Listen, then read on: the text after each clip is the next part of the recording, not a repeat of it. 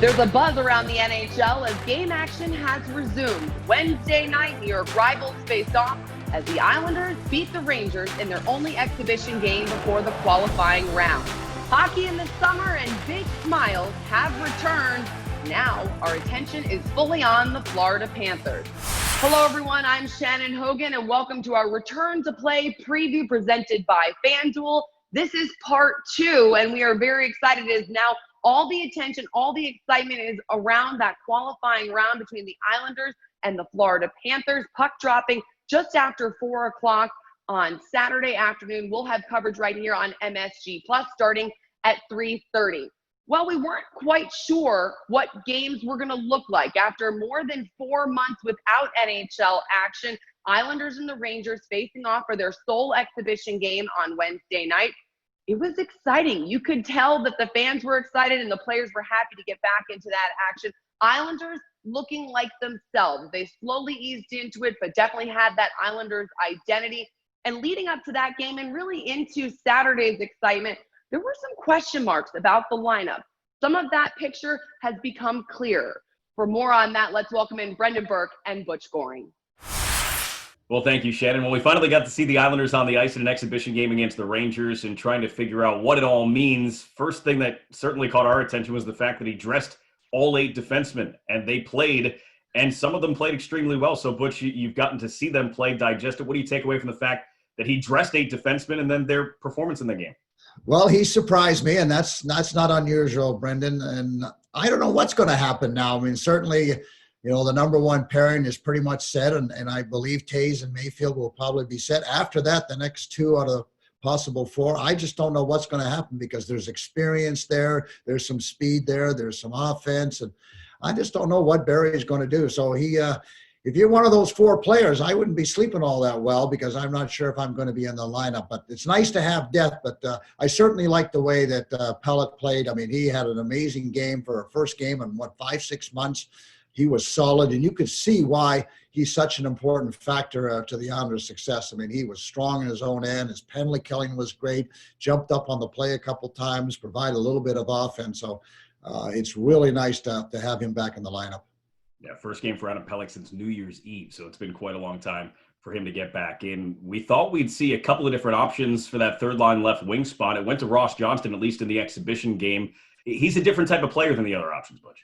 He really is, and another surprise. So Barry's full of surprises. I mean, he's really thrown a few curveballs early on in this playoff run. And, you know, Ross Johnston, I mean, not that he's not qualified because he is, but you're right. He's big, he's strong, he can fight. There's no doubt about it. He's a heavyweight, but he's a great skater. So he can get up and down the ice. He can forecheck.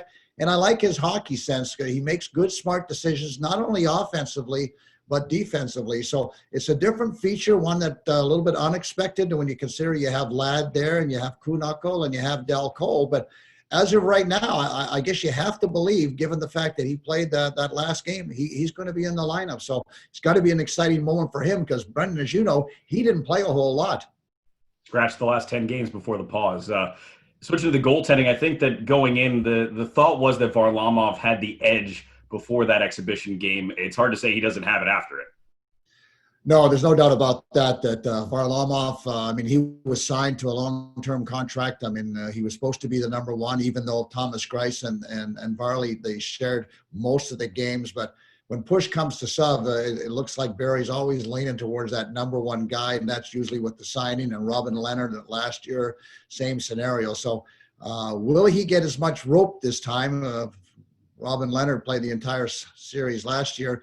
Will Barry have a little less patience this time, knowing that it's a 5-game series? But for now, and Varley played very, very well the other night against the New York Rangers. So certainly he deserves to start, but you know that you have a very, very capable backup in Thomas Greiss. All right, let's talk about the matchup with the Panthers, and you bring up a very interesting point. It is a 5-game series. First time since 1986 the NHL's had a 5-game series. You've played in them before. It's kind of obvious, but it's a very different series than a 7-game series. It really is, and the first game becomes even more critical because it just there's just not enough room to have air. You know, a lot of times you could lose a couple games and you can still bounce back, but the best of 5 series, you lose that first one, then there's a lot of pressure on you. And you know, the thing that I think about this series at this point in time is Al Arbor used to take 20 games to get his teams ready for the playoffs. That's what he used to use the regular season for. That's not happening. These guys got to come out of the gate like it's a sprint. So you gotta be involved mentally right off the bat.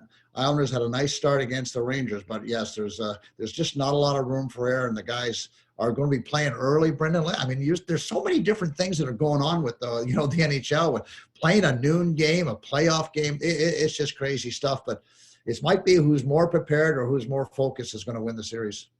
All right, so you've got all these different factors to bring up. You've got all of these different things to prepare for. That's the job of the head coach. And one of the more interesting storylines in this series is two of the all-time great head coaches, Barry Trotz and Joel Quenneville, will go head-to-head in this 5-game series. Does it make you a hockey nerd to get excited about a coaching matchup for the series? Well, being a former coach, it really does excite me. I'm interested to watch these two guys as they run their bench, to see the matchups that they throw out there. Will they make changes on the fly? I mean, we've watched Barry Trotz all season long, and he's not a guy that gets honed in on matchups, although he will certainly make the changes when needed. So, what adjustments will they make? I mean, playoffs is always such a fine time for the coaches because you're going to play the same team a number of times in a short period of time. So you're always making adjustments. So to watch these two masters, it's almost going to be like a chess game and see a couple of guys that really know what they're doing out there. So I'm really interested to see how this pans out just from those two guys, although they'll never be on the ice, but they'll play a big part in the outcome. Well, when you look at the matchup as a whole, I think the one thing that jumps out to you, Butch, is that it's strength against strength. It's a top 5 offense with a lot of skill from the top 6 forwards in the Florida Panthers, and the Islanders who play that sound, structured defense. One of those is going to win and one of those is going to lose, but that's the matchup that you're watching, right? Yeah, that's going to be exciting because you're right. You know that the Panthers are going to come at you. They know they're not going to create opportunities. And as Barry says, hey, everybody's going to get their chances to score. We're not perfect, but it's the scoring chances, the quality of the scoring chances. So again, that's going to come down to the coaching and the matchups. And I think Barry feels fairly comfortable in using a bunch of different lines. At least we've seen that all year, and even more so now with Pajot.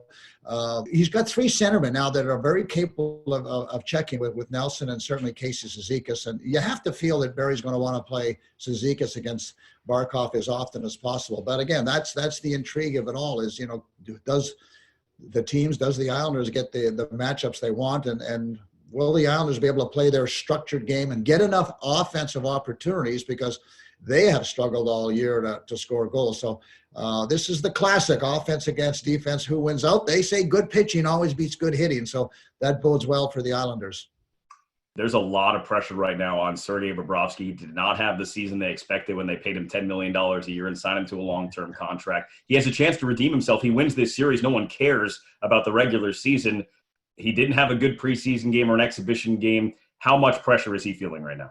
I think a whole lot of them. I mean, there was big expectations. They brought him in from Columbus. Columbus, upset Tampa last year. So they're looking for a big series from Bob. And we all know if you don't have great goaltending, you're not going to advance in the playoffs. So they paid this guy a lot of money to show up when they need him most. The regular season is one scenario, but it's all about the playoffs. That's where everybody talks about the success you had getting in there. And if you bow out quickly, well, then everybody goes home and it's a long summer and no one's happy. So yes, he's going to feel an awful lot of pressure. And this is the type of guy for me is much like a pitcher. If you don't get to him early, he's going to get a little better as the game wears on. So the Islanders need to score an early goal and get him to start thinking about, here I go again. I'm having a bad game. All right. Last thought here, Butch. The Islanders don't want to get into a track meet with the Florida Panthers. That's safe to say? Yeah, there's no doubt about it. But, the guy that's got to shine for the Islanders, and I bring him up, is Barzal. I mean, because the Islanders don't score a lot of goals, this is a guy that has a tremendous amount of talent. He's gotten better and better as the season wore on, Brendan, and the talent that he has and the creativity that he brings to his game. So Mat Barzal needs to be Mat Barzal. He needs to be a star, and I'm looking forward to see how he pans out in this series. All right, Butch Goring, thanks for your thoughts. It's exciting. Looking forward to some playoff-style hockey, the qualifying round series against the Florida Panthers. Let's send it back to Shannon Hogan.